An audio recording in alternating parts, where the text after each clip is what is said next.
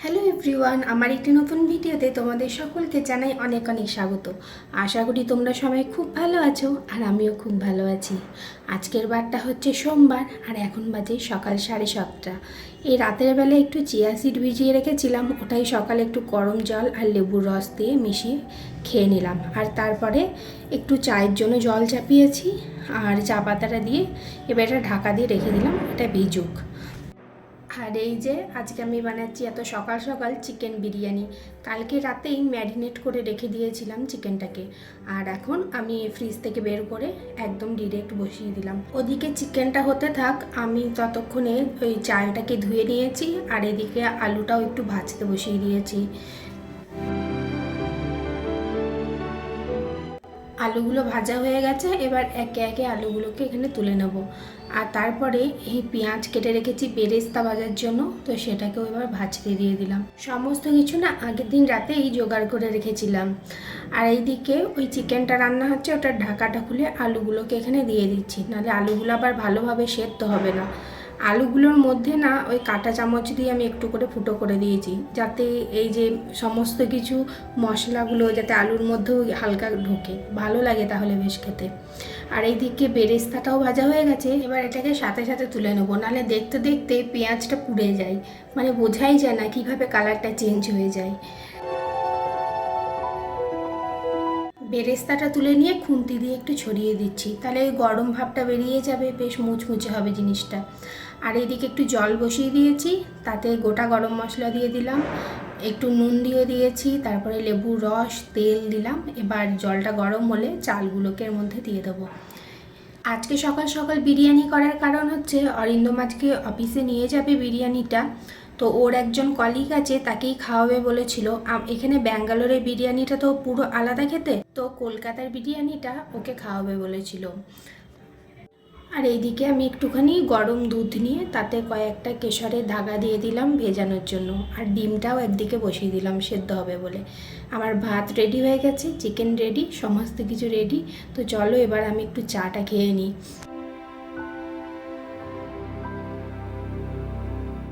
এইদিকে ডিমগুলো সেদ্ধ হয়ে গেছে, ডিমগুলোকে নামিয়ে নিয়ে একটা সাইডে রাখি, একটু ঠান্ডা হোক।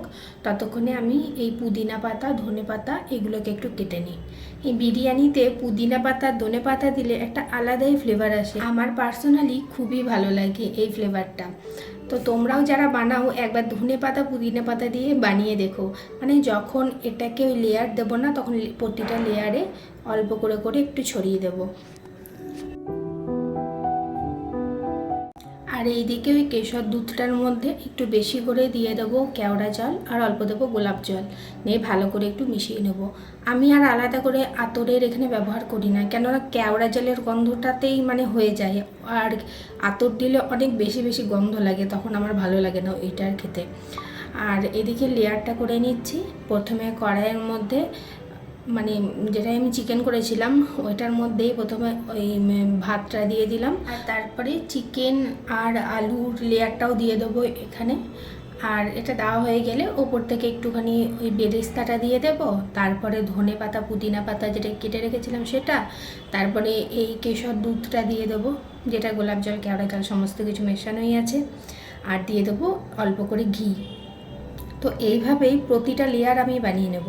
এর ওপরে আবারও ওই বিরিয়ানির রাইসটা দিয়ে দেব, তারপরে আবার চিকেন, এইভাবেই লেয়ারগুলো বানিয়ে নেব। মানে এই আগে তোমাদের যে প্রসেসটা দেখালাম পুরো সেম প্রসেসেই বানাবো। আমি তো অনেকবারই বিরিয়ানি রেসিপি শেয়ার করেছি আমার পেজে, তো আজকে ওই জন্য পুরো ডিটেলে আর দেখালাম না।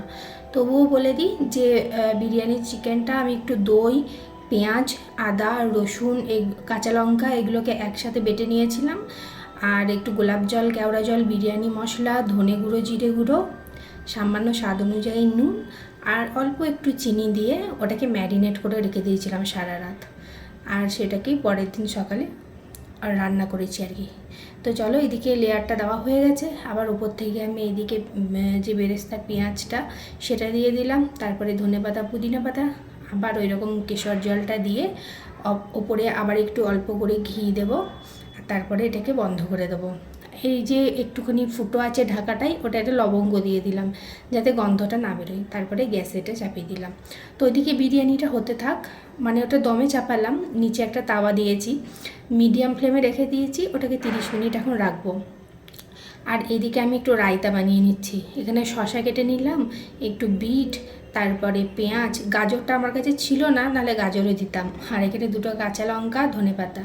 এবার সমস্ত কিছুকে, এই যে একটা কিনেছিলাম এটা ওই সবজি কুচি করার জন্য, তোর মধ্যেই দিয়ে দিলাম। এবার ঢাকাটাকে লাগিয়ে একটু টানবো, এগুলো একদম কুচি হয়ে যাবে। এটা কেনার মানে এই একটা সুবিধা, যদি এটা না থাকতো আমাকে সব ওই চাকুতে করে করে কাটতে হতো, তো এটাতে খুব ইজিলি হয়ে গেল।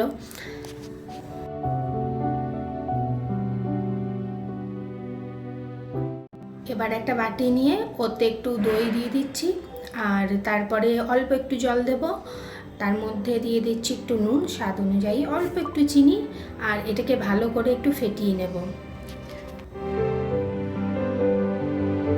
এইবার কুচি করে রাখা সবজিগুলোকে সব দিয়ে দেবো, এই গাজর, শসা, ধনেপাতা, কাঁচা লঙ্কা দিয়ে ভালোভাবে এটার সাথে মিশিয়ে নেব। বিরিয়ানিতে কোনো রকমের তো সবজি থাকে না, তো এই রায়তাটাই একটু ভালোভাবে সবজি দিয়ে বানালে অনেকটা বেশ হেলদি হয়, আর রায়তাটা খেতেও খুব ভালো লাগে। এরপর একটু শুকনো লঙ্কা সর্ষে দিয়ে মানে তেলে একটুখানি ছকে নিয়েছি, আর সেটাকে দিয়ে দিলাম। একটু কারি পাতা থাকলেও ভালো হতো, আমি তো মানে খুব একটা ইউজ করি না কারি পাতা, ওই জন্য ঘরে থাকেও না। তো রায়তাটা রেডি হয়ে গেছে, এদিকে বিরিয়ানিটাও আমার বানানো হয়ে গেছে। এবার ঢাকাটা খুলে বিরিয়ানিটা একটু একটু করে তুলে নেবো। এই কড়াইটা তো একটু ছোট হয়ে গেছে, তো এর মধ্যে একবারে তোলা যাবে না। একটা প্লেট নিয়ে তারপরে সাইড থেকে অল্প অল্প করে বিরিয়ানিগুলোকে তুলে নিচ্ছি। এইভাবে প্লেটে করে তুলে নিচ্ছি একজনার করে, না হলে আমি আবার বুঝতে পারবো না কতটা দিতে হবে। এইরকম তুলে নিলাম একজনার, তো আবার এরকম প্লেটে আরেকজনার তুলে নেবো, ওটা 2জনের জন্য দেবো, অরিন্দম আর ওর কলিগের জন্য। তো এখানে বিরিয়ানিটাও প্যাক করে নিয়েছি, রায়তাটাও দিয়ে দিয়েছি। ভিডিওটা তাহলে আজকে এখানেই শেষ করছি। সবাই খুব ভালো থাকবে, সুস্থ থাকবে, আর আজকের ভিডিওটা কেমন লাগলো সেটা কমেন্ট করে অবশ্যই জানাবে।